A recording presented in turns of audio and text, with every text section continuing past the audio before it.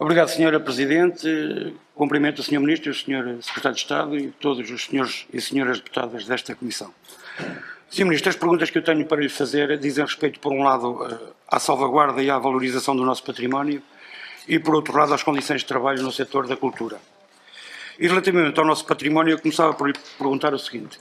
O Sr. Ministro já tem, até por via do Partido Ecologistas Verdes, já tem conhecimento da degradação em que se encontra o valiosíssimo património da corticeira Robinson em Porto Alegre.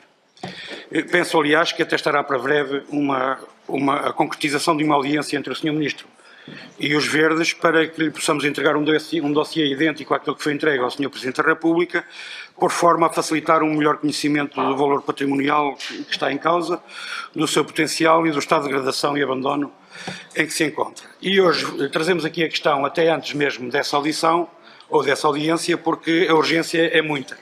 E é muita porque eu não sei se o Sr. Ministro tem conhecimento, mas está a decorrer o processo de insolvência da Sociedade Corticeira Robinson, que é a parte integrante da Fundação, e nós podemos correr o risco de uma decisão judicial acabar por canalizar para leilão e posteriormente para a sucata parte do património de máquinas ali existente. E, portanto, sobre este assunto o que eu tinha para lhe perguntar, Sr. Ministro, era saber se o Sr. Ministro está disponível para, com a maior urgência, reunir todas as entidades envolvidas neste processo, sentá-las todas à mesma mesa, por forma a encontrar uma solução que possa salvaguardar este património e que possa impedir a sua venda ao desbarato ou a sua destruição por abandono. Depois, sobre o património ferroviário, o Sr. Ministro tem por certo conhecimento que uma das mais simbólicas locomotivas dos nossos caminhos de ferro, que aliás esteve exposta durante muitos anos na estação de Fostua, foi vendida ao estrangeiro. E isto não é a primeira vez que acontece, porque nos museus ferroviários de França, da Bélgica ou até na Suíça é comum encontrar património ferroviário português que nós acabamos por desprezar e que outros muito bem souberam valorizar. Isto já para não falar de todo o património ferroviário que foi parar à sucata do Godinho ou até outro que está por aí ao abandono. Enquanto isso, aqui perto, em Espanha, os nossos vizinhos acabam por nos dar lições sobre formas de preservação e valorização deste património e sobre também os seus contributos para o desenvolvimento local. Por cá, o que não é vendido ao estrangeiro acaba por ir parar à sucata. E a minha pergunta é a seguinte: o que pretende o Sr. Ministro fazer para pôr um ponto final nesta situação e para que haja uma política de preservação e valorização do património ferroviário? A terceira preocupação tem a ver com o impacto do traçado da linha Sines-Caia na cidade de Évora, que é património da humanidade.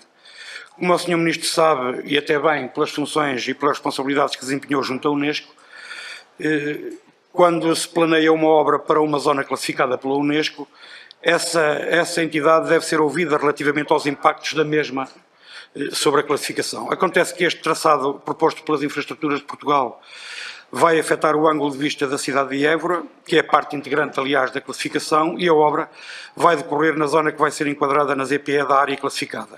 Portanto, sendo a tutela do Sr. Ministro tanto a proteção desta classificação como também o cumprimento dos compromissos com a Unesco, eu gostaria de saber se o Sr. Ministro foi informado pelas Infraestruturas de Portugal desta situação e o que pretende fazer para que os compromissos com a Unesco sejam de facto respeitados. Para terminar, gostaria de colocar uma questão relativa às condições de precariedade do trabalho que estão a ser vividas no setor da cultura, porque eu acho que o setor da cultura é um setor onde a precariedade acaba quase por estar institucionalizada, onde a exceção se transformou em regra, com precariedade, com falsos recibos verdes, nomeadamente na arqueologia, no restauro, com contratos a dia e por aí fora. E estas situações que estão a afetar muitos jovens licenciados são muitas vezes praticadas por empresas que são subcontratadas de outras maiores empresas que ganham os concursos públicos e o que torna ainda por cima estas práticas mais escandalosas. E, Sr. Ministro, eu gostaria de saber que estratégias para combater estas práticas, na nossa perspectiva, inadmissíveis. Os sindicatos do setor, aliás, estão também a aguardar uma reunião com o Sr. Ministro, e que nós esperamos que seja para breve, e que também reivindicam uma intervenção mais ativa por parte da autoridade para as condições de trabalho. E eu gostaria de saber que medidas se pretende tomar para que isso venha a acontecer. Mesmo para terminar, Sr. Ministro, nós hoje vivemos uma situação onde o turismo, de facto, tanto em Lisboa como no Porto, um pouco por todo o lado, está a crescer. Há mais entradas nos museus, há mais receitas, e eu queria perguntar-lhe se nós vamos ter ou se o número de trabalhadores nos museus vai crescer, porque são mesmo necessários, e se face a este crescente número de turismo, se também se vai refletir ao nível do número de trabalhadores nos nossos museus. Muito obrigado. Para responder. Bom, junto-me à Sra. Presidente, congratulando pelo interesse do Sr. Deputado nas áreas da cultura, enfim, nesta área, mesmo nós estando na Comissão, é evidente que isso é muito positivo.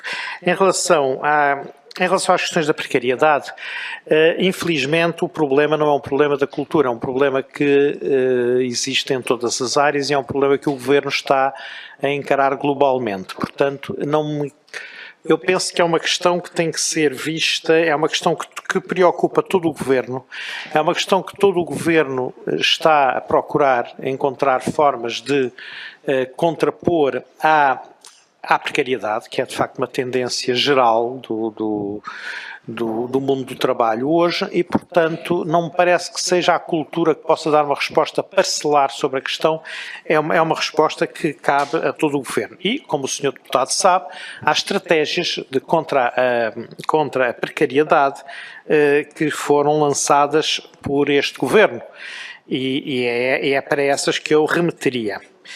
Quanto agora ao património, à linha Sines, sim, o assunto está a ser visto, mas mais uma vez é um assunto que tem que ser visto por várias entidades, não é um assunto exclusivamente da responsabilidade da cultura. A cultura não tutela o cumprimento das regras da Unesco é a responsabilidade de todo o Governo, é a responsabilidade dos negócios estrangeiros, a responsabilidade da cultura, é a responsabilidade das autarquias também. Neste caso, há aqui um traçado de uma linha que se discute se viola ou não as responsabilidades assumidas face à Unesco. É uma questão que tem que ser vista, primeiramente, por quem planeou essa linha, segundo, naturalmente pelo Ministério do Ambiente e o Ministério dos Negócios Estrangeiros depois terá que dizer à Unesco se sim, se não, como é que as coisas estão. É uma responsabilidade da cultura? Sim. Eu não estou a dizer que não seja uma responsabilidade da cultura. É uma responsabilidade da cultura. Mas, mais uma vez, trata-se de uma responsabilidade de todo o Governo, ao qual a cultura não pode responder sozinha.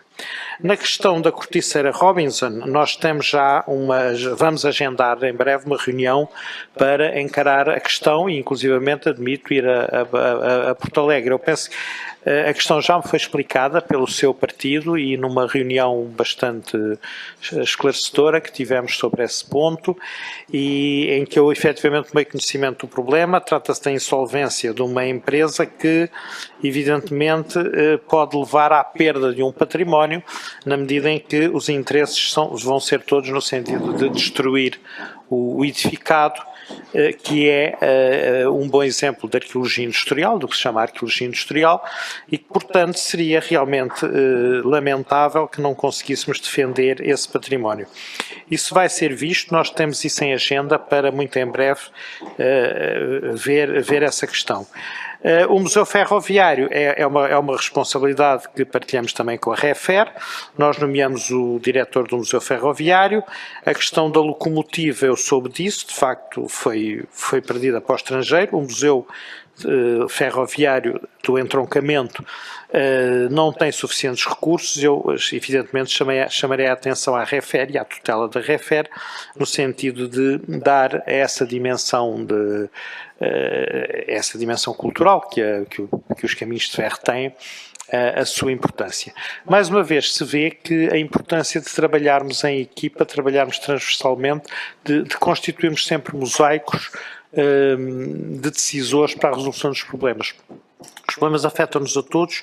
Alguns, efetivamente, são exclusivos da responsabilidade do Ministério da Cultura e ela não se furta a elas. Outros são partilhados.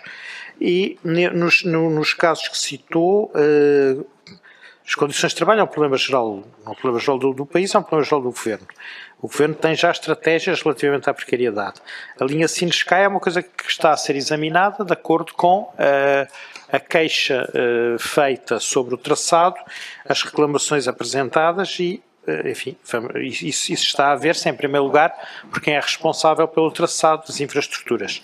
O que não quer dizer que a cultura se desinteresse do assunto, assim como no caso da REFER, evidentemente que o património ferroviário, sendo da empresa REFER, não deixa a cultura de ter intervenção nele, até porque a cultura nomeia o presidente do Museu Ferroviário.